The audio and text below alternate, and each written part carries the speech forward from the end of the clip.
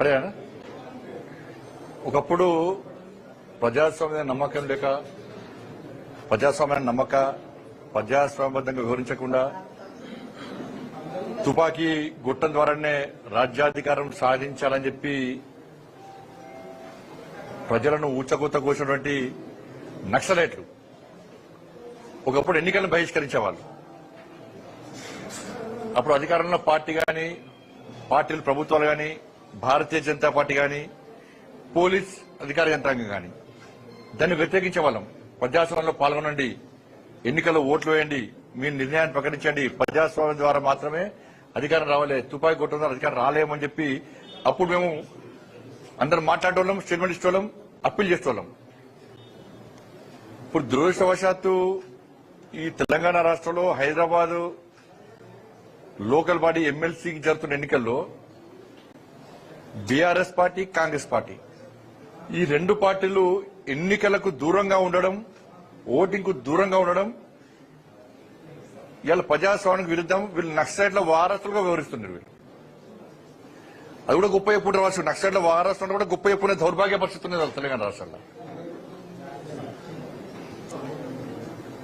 ఎన్నికలను బహిష్కరించే ఎన్నికలకు దూరం ఉండేవాళ్ళు ప్రజాస్వామ్యవాదాలు కాదు, వాళ్ళకు ప్రజాస్వామ్య నమ్మకం లేనట్టే. మాకు క్యాండిడేట్ లేని ఉంటారు. వీళ్ళకు ఎమ్మెల్సీ ఎన్నికల్లో క్యాండిడేట్ లేరు. వీళ్ళకు వీళ్ళు హైదరాబాద్ లోకల్ బాడీ ఎన్నికల్లో కూడా క్యాండిడేట్ లేరు. ఎమ్మెల్సీ ఎన్నికల్లో ఈ ఎమ్మెల్సీలు కూడా మరి క్యాండిడేట్ లేని పార్టీలు ఎందుకు ఇవాళ?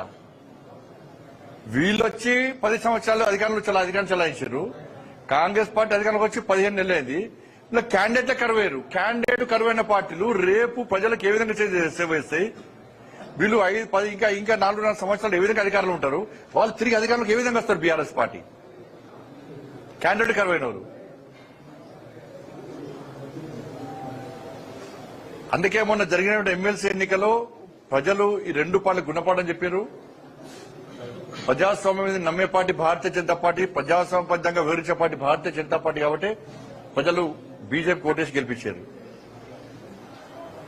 లోకల్ బాడీ ఇలా Hyderabad local body elections MLC ఎన్నికల్లో కూడా ఇలా గౌరవ కార్పొరేటర్లకు అప్పీల్ చేస్తున్న బీఆర్ఎస్ పార్టీ, కాంగ్రెస్ పార్టీ గిప్పులు ఏం పనిచేయ ఇంకా 6 నెలలే. మీరు మీ అధిష్టానాలు కాంగ్రెస్ పార్టీ గాని బీఆర్ఎస్ పార్టీ గాని మీ అధిష్టానాల మాటలు నమ్మి మీరు ఎంఐఎంకు సపోర్ట్ చేసే ప్రయత్నం చేస్తే, ఓటింగ్ కు రాకుండా ఉండే ప్రయత్నం చేస్తే మీ డివిజన్లలో హిందువులు మాత్రం నెక్స్ట్ ఎన్నికల్లో మిమ్మల్ని ఓడగొట్టడం ఖాయం. మీ రాజకీయ భవిష్యత్తు మొత్తం సర్వనాశనం అవుతుంది. ఇంకా 6 నెలల కోసం మీరు చూస్తారా? నెక్స్ట్ భవిష్యత్తు చూస్తారా? మేమైతే వదిలిపెట్టాం. మేము ఎంఐఎం పార్టీని కూకటి వేలతో పెకిలించడానికే మేము ఉన్నాం. కానీ మీ కాంగ్రెస్ పార్టీ, బీఆర్ఎస్ పార్టీ ఆది నాయకత్వం అంతా కూడా ఈ భాగ్యనగరాన్ని ఎంఐఎం పార్టీకి ఇవ్వడానికి ప్రయత్నం చేస్తున్నది. ఎన్నికలను బహిష్కరించినా కూడా ఇండైరెక్ట్ గా ఎంఐఎం పార్టీ సపోర్ట్ చేసినట్టే. ఒక డ్రామా ఇది, పొలిటికల్ డ్రామా ఇది. మీ డివిజన్లలో 80% హిందువులు ఉన్న విషయాన్ని మీరు గుర్తుంచుకోండి. కార్పొరేటర్లకు మేము మీకు వ్యతిరేకం కాదు, విమర్శిస్తలే. మేము ఎంఐఎం పార్టీకి వ్యతిరేకంగా ఓటేయండి, ఓటింగ్ లో పాల్గొనండి మేము అప్పీల్ చేస్తున్నాం. మేము ఎక్కడ కూడా హిందూ యూత్ గాని హిందూ సమాజం గాని ఇప్పటికే ప్రెషర్ బాగా వస్తున్నది. మాకు విపరీతమైన ఫోన్లు వస్తున్నాయి ఆయా డివిజన్ నుంచి. అరే 15 నిమిషాల సమయం ఇస్తే నరికి చంపుతున్నారు మమ్మల్ని ఎంఐ పార్టీ. అటువంటి పార్టీకి మా కార్పొరేటర్ ఓటేస్తాడా? అటువంటి పార్టీకి బీఆర్ఎస్, కాంగ్రెస్ సపోర్ట్ చేస్తారా?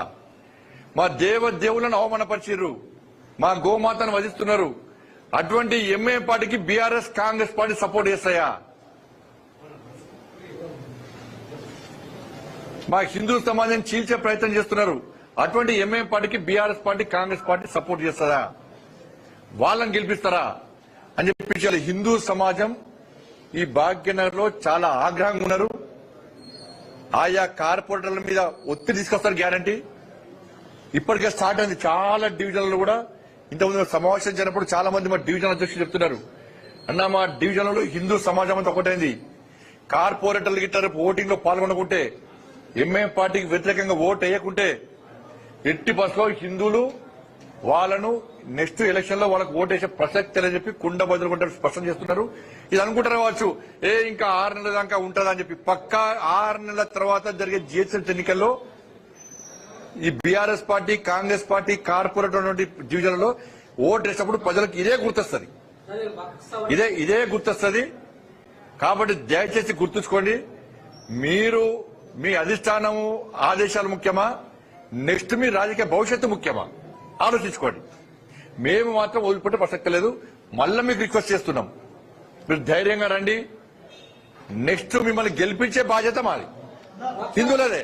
మిమ్మల్ని గెలిపించే బాధ్యత హిందువులదే, ఆ డివిజన్లో హిందువులదే మిమ్మల్ని గెలిపించే బాధ్యత.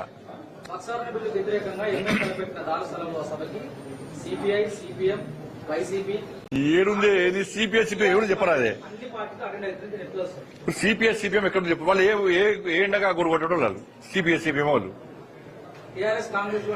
అది కాంగ్రెస్ స్పాన్సర్డ్ మీటింగ్. అది ఒకప్పుడు కాంగ్రెస్ పార్టీ ఇచ్చిన బిల్డింగ్ లో ఇవాళ కాంగ్రెస్ పార్టీ స్పాన్సర్ చేసేటువంటి మీటింగ్. అది నేను మొన్న చెప్పినా మళ్ళీ చెప్తున్నా, కర్త కర్మ క్రియ అంతా కూడా కాంగ్రెస్ పార్టీ.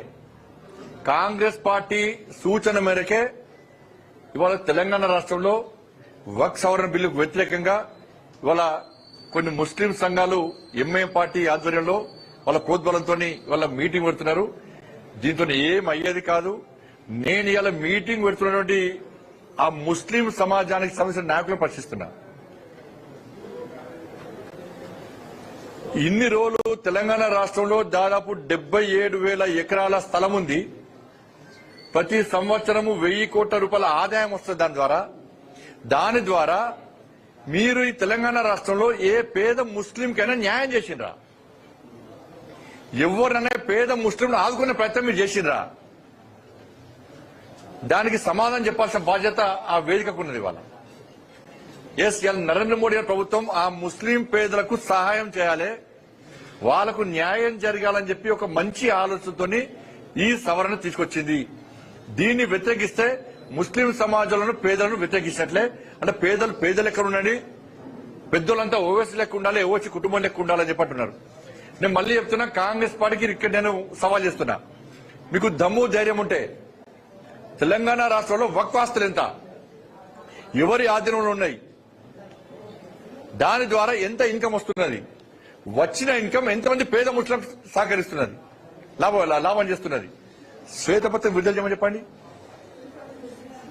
కాబట్టి దీని మీద చర్చ జరగకుండా ఇది బీజేపీ సవరణ తీసుకొచ్చింది, దీనికి మతం రంగులు. త్రిపుల్ తలాక్ అప్పుడు గిట్నే చేశారు. త్రిపుల్ తలాక్ అప్పుడు గిట్నే దేశం మొత్తం గగ్గోలు పెట్టాలని ప్లాన్ చేశారు. కానీ ముస్లిం సమాజంలోని మహిళలు తిరగబడతానని భయపడే ఎంఐఎం లాంటి పార్టీ నాయకులు రోడ్డు ఎక్కలే, ఎక్కడ ఆందోళన చేయలే. ఇప్పుడు కూడా ఇవాళ ఈ ముస్లిం సంఘాలు, ముస్లిం సంస్థలు కొన్ని కూడవలు కొని ముస్లింల పేదలకు వ్యతిరేకంగా వివరిస్తే ముస్లింలో పేద వర్గం అంతా కూడా వీళ్ళని వ్యతిరేకిస్తుంది, రోడ్ల మీద తిరిగిన విషయాన్ని మీరు గుర్తుంచుకోవాలి.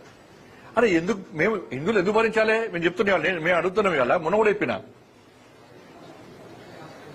ఇవాళ మీరు వక్ఫ్ ఆస్థానాన్ని ఇచ్చేస్తారా? ఎట్లా పుట్టరు దాన్ని? టైటిల్ చూడరు, ఏం చూడరు మీరు. ఇక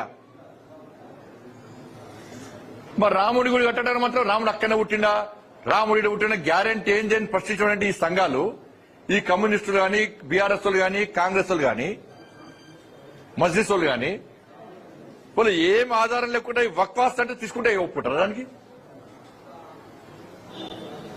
అంటే ఒక జాతికి ఒక న్యాయం, ఒక జాతికి ఒక న్యాయం, ఇక న్యాయం. కాబట్టి ఇది ఇవాళ మొత్తం కాంగ్రెస్ స్పాన్సర్డ్ మీటింగ్. అది ప్రజలందరూ తెలుసు. ఇలా ఎంఐఎం పార్టీ యొక్క ప్రాప్తి కోసము బీఆర్ఎస్, కాంగ్రెస్ పార్టీ తాపత్రయపడుతున్నాయి. ఇవాళ కేవలం 15% ఓట్ల కోసం మీరు కక్కుర్తి పడితే 85% ఉన్నటువంటి హిందువులు వ్యతిరేకిస్తారనే విషయాన్ని గుర్తుంచుకొని గత జిహెచ్ఎంసీ ఎన్నికల్లో ఏం జరిగిందో అంతకంటే రెట్టింపు ఉత్సాహంతో ఇలా హిందువులు ఈ భాగ్యనగరాన్ని భారతీయ జనతా పార్టీకి అప్పచెప్పడానికి సిద్ధంగా ఉన్నారు.